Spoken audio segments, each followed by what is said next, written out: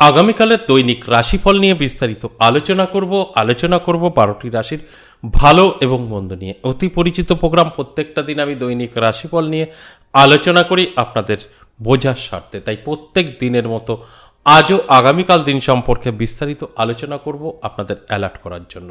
যদি সঠিকভাবে প্রোগ্রামটা দেখতে পারেন, অবশ্যই আপনার জীবনের পরিবর্তন আপনি ঘটাতে পারবেন। তাই সঙ্গে থাকার অনুরোধ রইল। প্রথমেই আমি আগামীকাল দিন সম্পর্কে বলবো, তারপর রাশি ধরে ধরে বলবো কোন কোন রাশির ভালো সময়, কোন কোন রাশির খারাপ সময়, সবটাই কিন্তু জানতে পারবেন। আগামীকাল 4 মে রবিবার, সপ্তমী তিথি, পুষ্যা নক্ষত্র, শুলযোগ ও জন্মরাশি কর্কট। এবার আমি 12টি রাশিকে নিয়ে বিস্তারিত আলোচনা করব, কারণ 12টি রাশির কখনোই ভালো সব গ্রহ থাকতে পারে না, আবার 12টি রাশির কখনোই সমস্ত গ্রহ খারাপ থাকতেও পারে না। যেরকম ভালোও থাকতে পারে না, খারাপও থাকতে পারে না। তাই ভালোও থাকবে, খারাপও থাকবে, এটাই হচ্ছে আমাদের জগৎ সংসারের নিয়ম। তাই প্রত্যেকেরই সেম সব কিছু হবে একদম নয়। কারোর ভালো হবে, কারোর খারাপ হবে, কেউ কষ্ট পাবে, কেউ আনন্দে থাকবে, এটাই হচ্ছে সমাজ। তাই কার কার ভালো যাবে, কার কার খারাপ যাবে, আমি সেটাই জানানোর চেষ্টা করি মানে আপনাদের অ্যালার্ট করার চেষ্টা করি। আপনারা যদি অ্যালার্ট থাকতে পারেন, সেইভাবে চলতে পারবেন, সেইভাবে আপনার জীবনটাকে গুছিয়ে নিতে পারবেন। এবার সাধারণত আমাদের জানা সম্ভব না আমাদের দিনটি কেমন যাবে, তাই আমি বা আমার মতো যারা আছেন তারা জানানোর চেষ্টা করে। আর আপনারা যদি সেইভাবে জেনে বুঝে সঠিকভাবে জীবনে অ্যাপ্লাই করতে পারেন, সময়টা কাজে লাগাতে পারেন, তাহলে কিন্তু ভাগ্যের চাকা অবশ্যই ঘুরতে পারে। আপনার নেগেটিভিটি বলে কিছু থাকবে না। যখন আপনি জানতে পারবেন আপনার খারাপ কিছু অপেক্ষা করছে, আপনি সেটা আটকাতে পারবেন, এটা সম্ভব। আর যদি জানতে পারেন যে আপনার ভালো কিছু অপেক্ষা করছে, সেটাকে আপনি কিন্তু কন্ট্রোল করতে পারবেন, এটা সম্ভব। তাই আমি প্রত্যেকটা দিনই বলি, ভালো এবং মন্দ আমরা যদি জানতে পারি, সেক্ষেত্রে কিন্তু আমরা কন্ট্রোল করতে পারি, সেটাকে খারাপটাকে দূরে সরাতে পারি, ভালোটাকে অবশ্যই লুফে নিতে পারি। তাই আমি প্রত্যেকটা দিনই আপনাদের বোঝানোর চেষ্টা করি এক এক রাশি বলে বলে। অবশ্যই আলোচনা করব, সঙ্গে থাকলে জানতে পারবেন। তার আগে আমার সাথে কিভাবে যোগাযোগ করবেন সেই বিষয়টা একটু বলে নিই। যদি আপনার সমস্যা থেকে থাকে, যদি আপনার ভীষণ প্রয়োজন থাকে আমার সাথে কথা বলার বা আমার সামনাসামনি বসে আপনার সম্পর্কে কিছু জানার, তাহলে কিন্তু আপনাকে সরাসরি আসতে হবে নদিয়া বীরনগর, তা না হলে তারাপীঠ। এই তারাপীঠ প্রত্যেক ইংরেজি মাসে শুরু এবং শেষ পেয়ে যাবেন। এই মে মাসে পেয়ে যাবেন 9 তারিখ 10 তারিখ, যাদের খুব প্রয়োজনীয় আছে দেখা করার বা আপনার সমস্যা নিয়ে আলোচনা করার, তাহলে আমি বলবো মে মাসে 9 তারিখ 10 তারিখ তারাপীঠ নাম লিখে নিতে পারেন। কি করবেন, হোয়াটসঅ্যাপে ভয়েসে বা লিখে বলবেন আমি তারাপীঠ আসতে চাই এই তারিখে। আমি অবশ্যই আপনাদের এখানকার সিস্টেম অর্থাৎ অ্যাড্রেস, কন্ট্যাক্ট নাম্বার দিয়ে দেবো। সেইভাবে আপনি সরাসরি কল করে নাম লেখাতে পারবেন। এখানে কোনো হোয়াটসঅ্যাপ বলে কিছু নেই, কল করলেই সেটা রিসিভ হবে। আর যদি মনে হয় না আমার মন্দিরে আসতে চাইছেন, সেক্ষেত্রেও কিন্তু আমি বলবো হোয়াটসঅ্যাপে ভয়েসে বা লিখে বলবেন, এখানকার অ্যাড্রেস, কন্ট্যাক্ট নাম্বার পেয়ে যাবেন। সেভাবেও এখানেও চলে আসতে পারবেন। এখানে আপনারা কবে আসবেন? সপ্তাহে 3 দিন, সোমবার, মঙ্গলবার, বুধবার। আর তারাপীঠ বললাম এই শুক্র শনি থাকছি, সামনের শুক্র শনি অর্থাৎ 9 তারিখ 10 তারিখ, আবার এই মাসের শেষের শুক্র শনি থাকছি তারাপীঠ। তাই যারা মনে করছেন আপনাদের ভীষণ প্রয়োজন, আপনারা নানা রকম চাপে আছেন, অবশ্যই যোগাযোগ করে নেবেন। কারণ আমাদের এখানে সমস্ত রকম দিক থেকেই আপনি কিন্তু রিলিফ পেতে পারেন।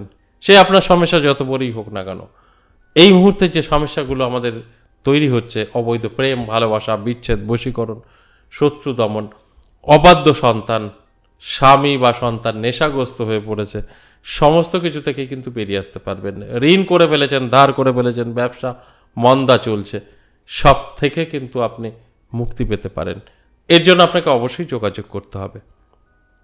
এবার আসুন আজকের আলোচনা, দৈনিক রাশিফল। এই দৈনিক রাশিফলগুলো আলোচনা করার উদ্দেশ্য একটাই, আপনাদের অ্যালার্ট করা।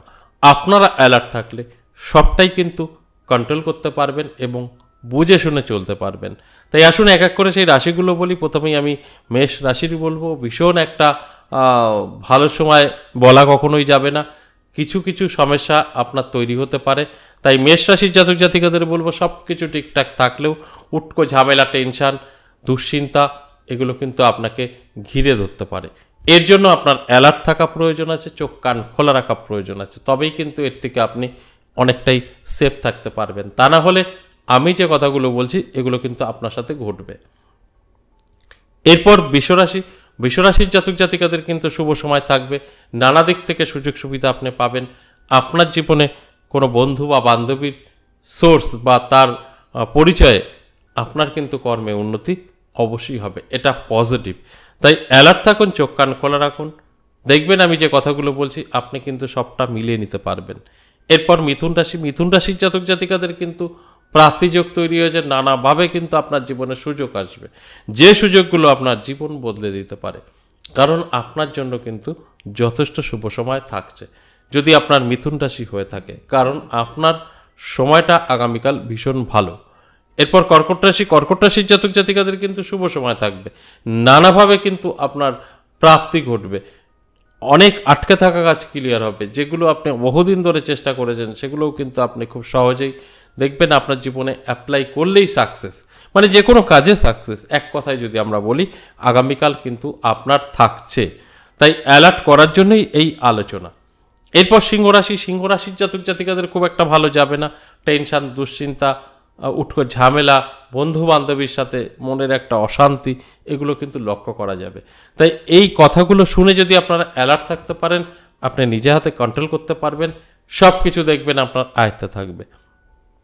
আর যদি মনে হয় যা হবে হবে দেখে নেব, তাহলে কিন্তু আমি যে কথাগুলো বলছি সবটাই আপনার সাথে মিলবে এবং আপনি কিন্তু পিছিয়ে পড়বেন। তাই আমি মনে করি একটু অ্যালার্ট থাকুন, সেফ থাকবেন সব দিক থেকে। এরপর কন্যা রাশি, কন্যা রাশির জাতক জাতিকাদের যথেষ্ট শুভ সময় থাকবে, নানাভাবে আপনার জীবনে সুযোগ আসবে, যোগাযোগ তৈরি হবে, যেগুলো আপনার ভাগ্য অবশ্যই বদলে দিতে পারে। আমার কাজ হচ্ছে আপনাদের অ্যালার্ট করা, অ্যালার্ট থাকুন, দেখবেন আমার কথাগুলো আপনারা সবটাই বুঝতে পারবেন, আর সেইভাবে চললে জীবনে সাকসেস।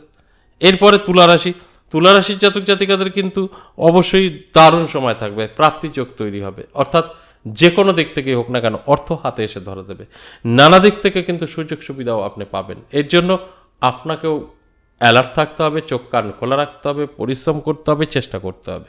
এই সমস্ত কিছু যদি আপনার মধ্যে থাকে তবেই কিন্তু আজকের আলোচনা আপনি সাকসেস করতে পারবেন। এরপর বৃশ্চিক রাশি, বৃশ্চিক রাশির জাতক জাতিকাদের কিন্তু খুব একটা ভালো সময় যাবে না, ঋণ করে ফেলতে পারেন, ধার করে ফেলতে পারেন, স্বাস্থ্য আপনার সাথ নাও দিতে পারে। তাই শরীরের যত্ন নিন, দেখবেন অনেকটাই ভালো থাকবেন। আর যত্ন না নিলে, শরীর চর্চা না করলে আপনি কিন্তু অনেক বিপদে পড়ে যেতে পারেন। তাই আমার অনুরোধ রইল অবশ্যই একটু সচেতন হন, রিচ খাবার থেকে দূরে থাকুন, ভালো থাকতে পারবেন। এরপর অবশ্যই মকর রাশি, মকর রাশির জাতক জাতিকাদের আমি বলবো নানা দিক থেকে কিন্তু আপনার একটা চাপ তৈরি হবে, এই চাপটা সামলানোটাই হচ্ছে বিষয়। তাই আমি বলবো এই মকর রাশির জাতক জাতিকাদের একটু সতর্ক থাকুন, তা না হলে উটকো ঝামেলা, অশান্তি, ঝুট ঝামেলা, আপনার কিছু সময় নষ্ট, অর্থহানি, এগুলো কিন্তু ঘটাবে।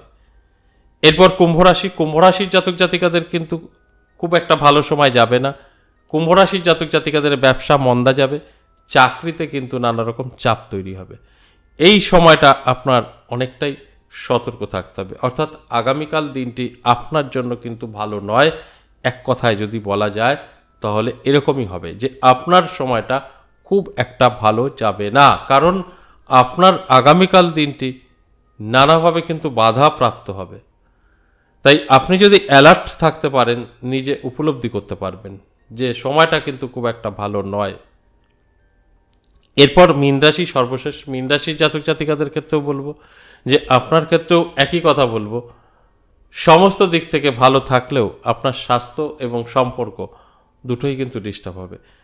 তাই এই কথাগুলো শোনার পর যদি আপনি আপনার মতো করে চলতে পারেন তাহলে দেখবেন আপনি অনেকটাই সেফ থাকবেন, কারণ আপনি যদি জানতে পারেন সেইভাবে চলতে পারবেন, নেগেটিভগুলো আপনার জীবন থেকে সরে যাবে। আর যদি মনে হয় যে যা খুশি হবে আর একটু বেটার জায়গা খুঁজি, সেইভাবে যদি আপনি চেঞ্জ করতে থাকেন তাহলে কিন্তু আপনার অবশ্যই খারাপই হবে, ভালো কিছু হবে না। তাই আমার কাজ হচ্ছে আপনাদেরকে অ্যালার্ট করা, আর আপনাদের কাজ হচ্ছে সেইভাবে চলা, তবেই কিন্তু জীবনে সাকসেস আপনি পেতে পারেন। আজ এ পর্যন্তই, আবারও আসবো নেক্সট ভিডিও নিয়ে। ততক্ষণ ভালো থাকুন, নমস্কার।